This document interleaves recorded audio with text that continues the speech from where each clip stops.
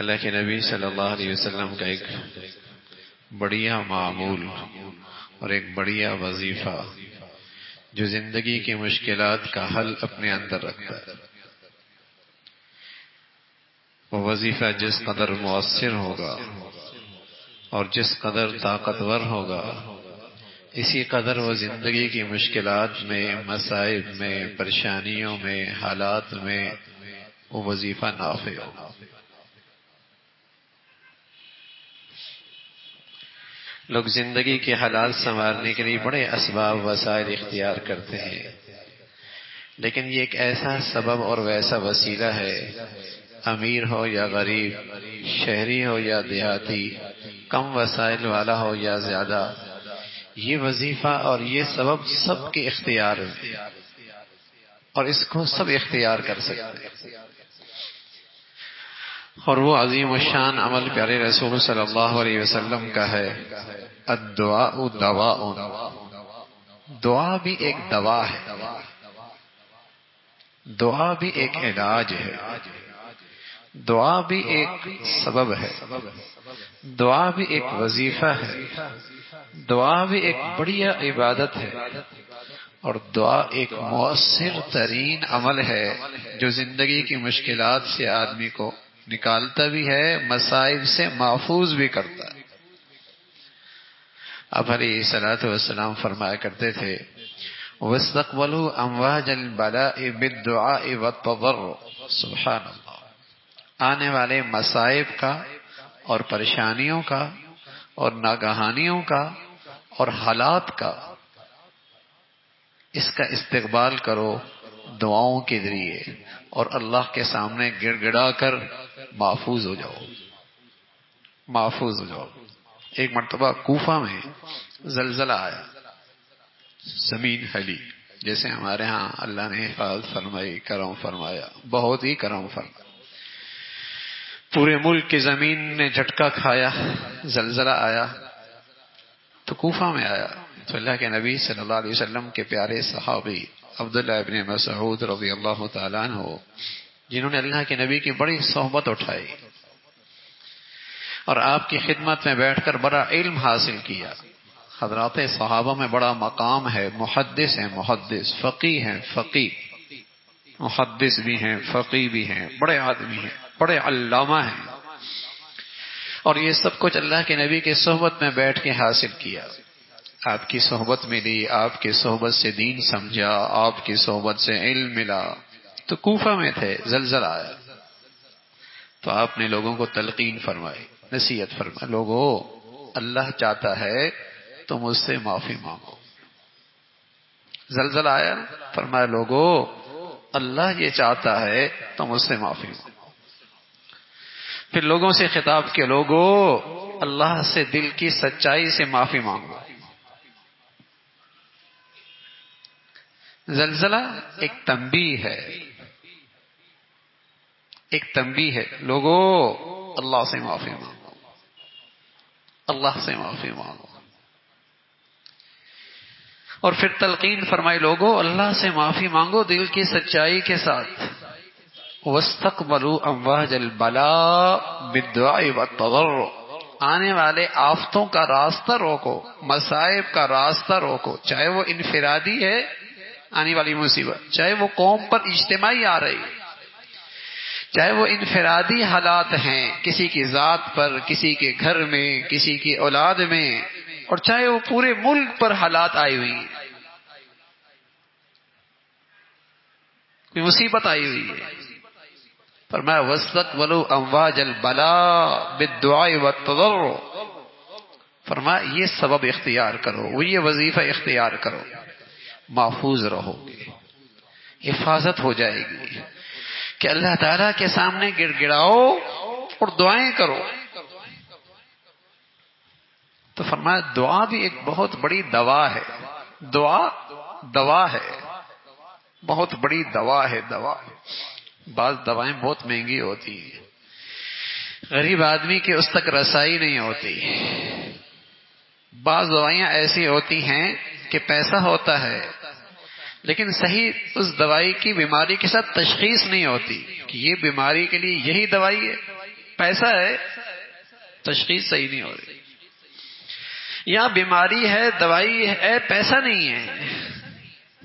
تو پیارے رسول صلی اللہ علیہ وسلم نے ایک ایسی دوائی بتائی ہے نا، غریب امیر پڑھا لکھا کم پڑھا لکھا اگر اس دوائی کو مؤثر بنا دے، ہے تو دوا ہے لیکن اس کے میں مؤثر کتنا کر سکتا ہوں،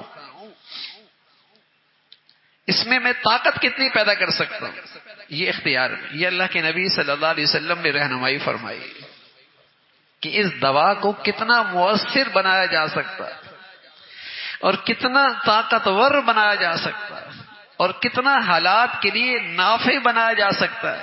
آپ فرمایا کرتے تھے الدعاء سلاح المومن، دعا مومن کا اسلحہ ہے. سبحان اللہ، دعا مومن کا اسلحہ ہے. میری بیٹیوں کے پاس ہو، میرے گھر میں ہو، میرے اولاد میں ہو، تو گویا کہ انہوں نے اپنی حفاظت کا سامان کر لیا. میری زندگی کا وظیفہ اور معمول دعا ہے، گویا کہ آپ نے اپنے لیے اسلحہ حفاظت کا انتظام کر لیا. الدعاء سلاح المومن، دعا مومن کا اسلحہ ہے، دعا مومن کا اسلحہ ہے. اسے کتنا مؤثر کر سکتے ہیں. آپ فرمایا کرتے تھے الدعاء مما نزل ومما لم ينزل، جو حالات آ چکے ہیں دعا ان میں بھی نافع ہے، جو حالات اب تک آئے نہیں میری زندگی میں آ سکتے ہیں، دعا ان کے لیے بھی نافع ہے. بیماری آ چکی، بیماری اب تک آئی نہیں تو پہلے سے کہتا نہیں یہ کھانا شروع کر دو، یہ دوا کھانا شروع کر دو، تمہارے اندر قوت مدافعت اتنی ہو جائے گی کہ بیماری آئے گی نہیں. بیماری آ چکی پھر بھی دوائی دیتے ہیں، بیماری آئی نہیں آ سکتی ہے، جسم بتا رہا ہے کہ آ سکتی ہے. فرمایا یہ کہتے ہیں نا یہ دوائی کھا لو قوت مدافعت اتنی ہو جائے گی بیماری آئے گی نہیں. پیارے رسول صلی اللہ علیہ وسلم نے فرمایا دعا وہ دوائی ہے، دعا وہ دوائی ہے کہ جو حالات آ چکے ہیں ان کے لیے بھی مؤثر اور جو نہیں آئے یہ اس کے لیے بھی رکاوٹ بن جاتی. ينفع مما نزل ومما لم ينزل. ثوبان رضی اللہ تعالیٰ عنہ فرمانے لگے آپ علیہ الصلوۃ والسلام نے فرمایا کوئی چیز ایسی نہیں ہے جو آدمی کو تقدیر سے بچا سکے. لا یغنی حذر من قدر، لا یغنی حذر من قدر، کوئی چیز تقدیر سے نہیں بچا سکتی. لیکن آپ علیہ الصلوۃ والسلام کے صحابی اللہ کے نبی کی بات نقل کرتے ہیں، فرمایا ہاں دعا میں یہ طاقت ہے کہ جو تقدیر کو بھی ٹال دیتی. سبحان اللہ، دعا میں یہ طاقت ہے جو تقدیر کو بھی ٹال دیتی ہے. پھر حضرت ثوبان نے اللہ کے نبی کا پورا ارشاد نقل فرمایا اور 3 باتیں فرمائی. فرمایا ایک تو دعا ایک ایسی چیز ہے جو تقدیر کو بھی ٹال دیتی ہے. دوسری بات فرمائی کہ نیکی خالص ہو تو اس سے عمر میں اضافہ ہوتا ہے. لا یزید فی العمر الا البر، کوئی چیز عمر میں اضافہ نہیں کر سکتا مگر نیکی. اب اضافے کا 2 مطلب ہوتا ہے. ایک مطلب تو یہ ہوتا ہے کہ عمر بڑھ گئی، لیکن بس اوقات ایک ایسی عمر بڑھتی ہے لوگ کہتے ہیں اس سے اچھا ہی دنیا سے چلا ہی جاتا. اتنا محتاج، اتنا معذور، اتنا لاچار، زندگی اس کے لیے مصیبت ہو گئی، تو وہ تو کوئی مزے کی عمر نہیں ہوتی نا، وہ تو کوئی مزے کی عمر نہیں ہوتی. تو نیکی سے عمر بڑھتی ہے اس کا مطلب یہ ہے کہ اس کی زندگی کارآمد ہوتی ہے، اور دوسرا مطلب یہ ہے کہ اس کی زندگی میں اتنی برکت ہوتی ہے کہ بسا اوقات لوگ صدیوں میں جئیں وہ نیکیاں نہ کر پائیں جو اللہ رب العزت نے نیکی کی برکت سے اس کی زندگی میں برکت دی، اور یہ چھوٹی سی عمر میں یہ سب کچھ کر کے چلا گیا. یہ مطلب ہوتا ہے. ورنہ تو اگر آدمی بس اوقات دیکھتا ہے 20-70 سال پیچھے کیا کیا میاں، تو کیا کہتے ہیں؟ عمر ضائع کر دی، عمر ضائع کر دی۔ اور بعض لوگ نیکیوں کی برکت سے ایسی شاندار عمر پاتے ہیں جو لاکھوں انسانوں کی زندگی کا ذریعہ بنتی ہے، جس سے ہزاروں لوگوں کو آب حیات ملتا ہے، زندگی کا پانی ملتا ہے، آب حیات بنتی ہے اس کی زندگی، نیکی کی برکت سے، نیکی کی برکت سے۔ تو آپ علیہ الصلوۃ والسلام فرمانے لگے تقدیر کو دعا بھی ٹال دیتی ہے، دعا سے تقدیر بھی ٹل جاتی ہے۔ فرمایا نیکی خالص ہو عمر بڑھتی ہے، عمر مبارک ہوتی ہے، زندگی شاندار برکت والی ہوتی ہے، نافع ہوتی ہے، کارآمد ہوتی ہے۔ اور تیسری بات فرمائی وَإِنَّ الرَّجُلَ لَيُحْرَمُ الرِّزْقَ بِالذَّنبِ يُصِيبُ، آدمی گناہ کی نحوست سے رزق کی برکت سے محروم ہو جاتا ہے، گناہ کی نحوست سے رزق کی برکت سے محروم ہو جاتا ہے، اس کے پاس برکت والی روزی نہیں آتی جس سے اس کا اپنا ایمان بچے، اس کی اولاد کھائے تو اس کی اولاد کا ایمان بچے، دنیا مبارک ہو، راحت اور سکون ملے، اس گناہ کی نحوست سے اس رزق میں برکت نہیں رہتی۔ فرمایا گناہ کی نحوست سے رزق کی برکت چلی جاتی ہے، یہ آدمی مبارک رزق سے محروم ہو جاتا ہے۔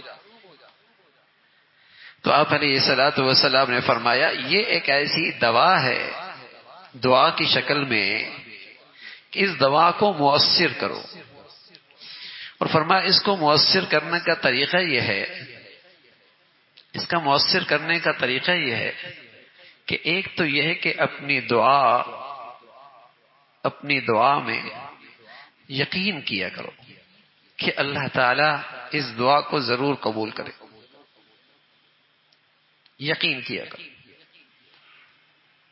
اس سے تمہاری دعا مؤثر ہو، یقین کے ساتھ کیا کرو۔ اور فرمایا الحاء فی الدعاء، دعا میں اصرار کیا کرو، دعا میں اللہ تعالی سے آسان لفظوں میں ضد کیا کرو،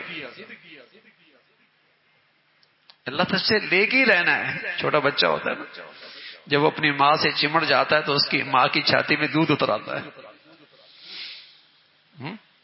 ماں کی چھاتی میں دودھ اترتا ہے، اور اس کو اپنی ماں کے بارے میں اتنا یقین ہوتا ہے کہ اس کو اگر چانٹا گلی میں لگے تو اس کی زبان سے آواز کیا آتی ہے؟ اماں۔ حالانکہ اماں سامنے کوئی نہیں، چانٹا لگا آواز کیا نکلی؟ اماں، یعنی میرا تحفظ ماں کی گود، میرا تحفظ ماں کی پناہ میں۔